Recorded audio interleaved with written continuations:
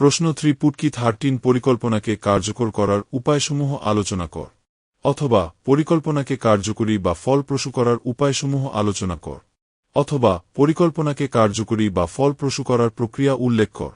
যা বি 2012 সকল বিভাগ 2020 ফিন্যান্স। পরিকল্পনাকে কার্যকর করার উপায় বলতে বোঝায় সেই সমস্ত কৌশল বা পদ্ধতি গ্রহণ করা যার মাধ্যমে একটি লিখিত বা চিন্তিত পরিকল্পনাকে বাস্তবে সফলভাবে রূপ দেওয়া সম্ভব হয়। সহজতম ভাষায় বলতে গেলে কেবল একটি ভালো পরিকল্পনা তৈরি করলেই হয় না, সেটি যেন বাস্তবে ঠিকমতো কাজ করে এবং কাঙ্ক্ষিত ফল দেয় তার জন্য কিছু বাড়তি ব্যবস্থা নিতে হয়। আপনি হয়তো পড়াশোনার জন্য খুব সুন্দর একটি রুটিন তৈরি করলেন, কিন্তু সেই রুটিনটি তখনই কার্যকর হবে যখন আপনি পড়ার জন্য উপযুক্ত পরিবেশ পাবেন, আপনার প্রয়োজনীয় বইপত্র হাতের কাছে থাকবে এবং আপনি নিয়মিত চেক করবেন যে রুটিন অনুযায়ী পড়া হচ্ছে কিনা। একজন নতুন শিক্ষার্থীর জন্য বিষয়টি এভাবে বোঝা সহজ। পরিকল্পনা হল একটি গাড়ির ইঞ্জিনের মতো, আর তাকে কার্যকর করার উপায়গুলো হল সেই ইঞ্জিনের তেল, মোবিল এবং সঠিক চালনা। যদি পরিকল্পনা বাস্তবসম্মত না হয় বা যারা কাজ করবে তাদের মতামত না নেওয়া হয়, তবে সেই পরিকল্পনা মাঝপথেই থেমে যেতে পারে। তাই পরিকল্পনাকে ফলপ্রসূ করতে হলে একে বাস্তবমুখী হতে হয়, সবার কাছে গ্রহণযোগ্য হতে হয় এবং পরিস্থিতি অনুযায়ী একে বদলে নেওয়ার সুযোগ থাকতে হয়। এই উপায়গুলো অনুসরণ করলে প্রতিষ্ঠানের লক্ষ্য অর্জন অনেক বেশি সহজ এবং নিশ্চিত হয়ে ওঠে। আপনার দেওয়া তথ্যের আলোকে পরিকল্পনাকে কার্যকরী বা ফলপ্রসূ করার 10টি প্রধান বৈশিষ্ট্য ও উপায় নিচে অত্যন্ত সহজ এবং বিস্তারিত ভাষায় ব্যাখ্যা করা হল। 1. বাস্তবসম্মত লক্ষ্য নির্ধারণ। পরিকল্পনার ভিত্তি হওয়া উচিত একদম বাস্তব। আকাশকুসুম কল্পনা বা অসম্ভব কোনো লক্ষ্য নিয়ে পরিকল্পনা করলে তা বাস্তবে কখনো কাজে আসে না। তাই প্রতিষ্ঠানের ক্ষমতা এবং বাইরের পরিস্থিতি বুঝে সবার বোধগম্য ও বাস্তবভিত্তিক লক্ষ্য স্থির করা একটি প্রধান বৈশিষ্ট্য। 2. সকলের অংশগ্রহণ নিশ্চিত করা। পরিকল্পনা কেবল ওপরের তলার কর্মকর্তারা করবেন না, বরং যারা এটি বাস্তবায়ন করবেন সেই কর্মী প্রতিনিধিদেরও মতামত নিতে হবে।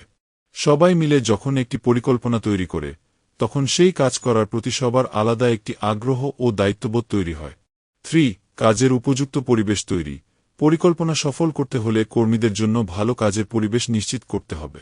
কারখানায় পর্যাপ্ত আলো বাতাস, সঠিক যন্ত্রপাতি এবং কর্মকর্তাদের সাথে কর্মীদের সুন্দর সম্পর্ক থাকলে পরিকল্পনা অনুযায়ী কাজ করা অনেক সহজ হয়।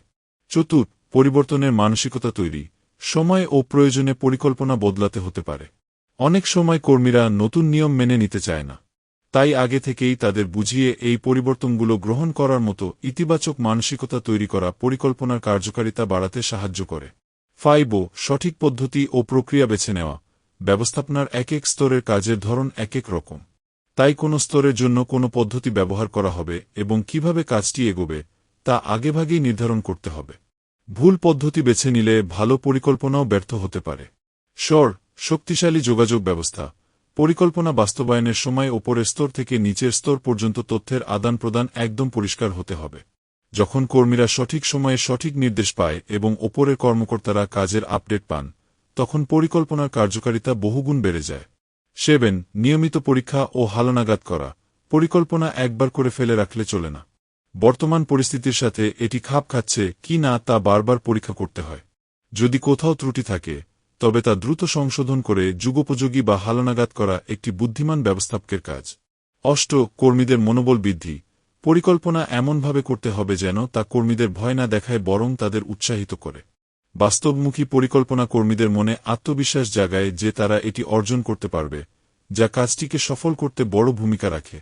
9. আকর্ষণীয় সম্মানী ও পুরস্কার। যারা পরিকল্পনা করছেন এবং যারা বাস্তবায়ন করছেন, তাদের পরিশ্রমের সঠিক মূল্যায়ন প্রয়োজন। উপযুক্ত বেতন, সম্মানী বা ভালো কাজের পুরস্কারের ব্যবস্থা থাকলে সবাই আন্তরিকতার সাথে পরিকল্পনা সফল করতে এগিয়ে আসে। 10. ক্ষুদ্রাকৃতির পরিকল্পনায় শুরু। সরাসরি কোনো বিশাল এবং জটিল পরিকল্পনা না নিয়ে প্রথমে ছোট ছোট ভাগে পরিকল্পনা শুরু করা ভালো। এতে ছোট ছোট ভুলগুলো ধরা পড়ে এবং সেগুলো সংশোধন করে পরবর্তীতে আরও বড় ও নিখুঁত পরিকল্পনা সফলভাবে বাস্তবায়ন করা সম্ভব হয়। আমি কি আপনাকে পরিকল্পনা বাস্তবায়নের সময় যে ধরনের যোগাযোগ সমস্যা বা বাধা আসতে পারে সে সম্পর্কে আরও বিস্তারিত তথ্য দিয়ে সাহায্য করতে পারি?